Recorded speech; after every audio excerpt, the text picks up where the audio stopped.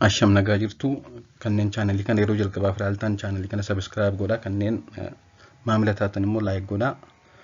Na hordofaa. Mi'aarra immoo mata duree isin kanaan dura hedduun keessan dhageessanii hin beekne tokkoon isinii kaasanis immoo waa'ee faayidaa bishaan ruuzii yookaan faayidaa bishaan ruuziin itti affeelame daa'immaniif qabu ilaalchiseen qabxiilee tokko tokko isinii kaasaa gadhumaatti na hordofaa. Daa'imman yeroo umurii ji'a ja'a ga'an aannan harmaadhaan dabalata yeroo nyaata eegalan nyaatawwan osoo jalqaba kennameefi nyaatawwan osoo akka nyaata dabalataatti jalqaba daa'immaniif kennameefi gaariidha kanneen jedhaman hedduudha. Isaan keessaa tokko garuu bishaan ruuziin itti affeelame. Bishaan ruuziin itti affeelame daa'immaniif kennuun akka nyaata dabalataa salphaatti eegalaniif ni gargaara jedhamee yaadama. Ruuzii fallaana yookaan maankiyaa 3 bishaan qulqulluu burcuqqoo tokko waliin danfisuun bishaan isaa calallee qabbaneessuun daa'imman dhugsiisuun faayidaa hedduu qaba. Torbanitti guyyaa 2 yookaan guyyaa 3 jechuudha. Isaan keessaa faayidaawwan isaa keessaa gurguddoon jalqaba tokko kaarboohayidireetii hedduu qaba. Wanti kun kaarboohayidireetii hedduu waan qabuuf qaamni daa'immanii jajjabaatoo akka ta'aniif ni gargaara. Akkasumas immoo kaarboohayidireetiin qaamni keenya hojii guyyaa guyyaatti hojjetu hedduuf nu fayyada. Daa'immaniif immoo guddina qaamaaf annisaa oomishuuf guddina sammuuf hedduu fayyada jechuudha.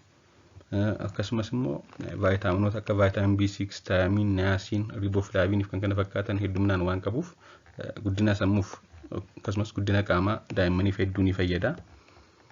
Akkasumas hanga pirootinii hedduu waan qabuuf daa'imman lafeen isaanii jajjabaatu akka ta'an akkasumas immoo guddina qaama isaaniifis ni fayyada jechuudha. Wantoota akka gogaan daa'immanii gogiinsa hin godhanne diraay akka hin taane jechuudha.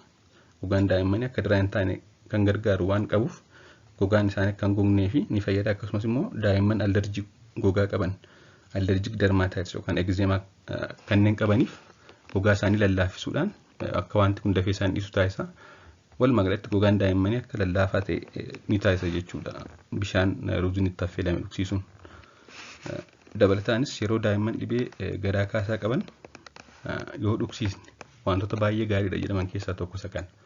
Akka ORS'tti illee bakka bu'ee fayyaduu danda'a jechuudha bishaan ruuziin itti affeelame.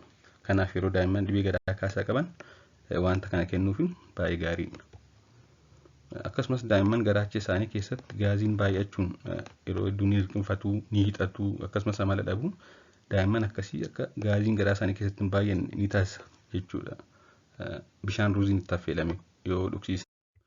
Akkasumas daa'imman gogiinsa garaa qabaniifis yeroo hedduu akka furmaataatti akka dafee isaan dhiisuuf ni gargaara bishaan ruuziin itti affeelame kun jechuudha. Garaa daa'immaniitti kan hin ulfaanne salphaatti kan daakamuu fi akkasumas salphaatti kan fudhatamu kan salphaatti daayijestii absorbu kan ta'u waan ta'eef wanti kun akka nyaata jalqabaatti osoo jalqabanii gaariidha jedhamee yaadama. Akkasumas immoo qopheessuun isaa kan yeroo hin fudhanne kan salphaatti qopheessuun danda'amudha jechuudha. Galatooma, subscribe fi like gochuun dagatina.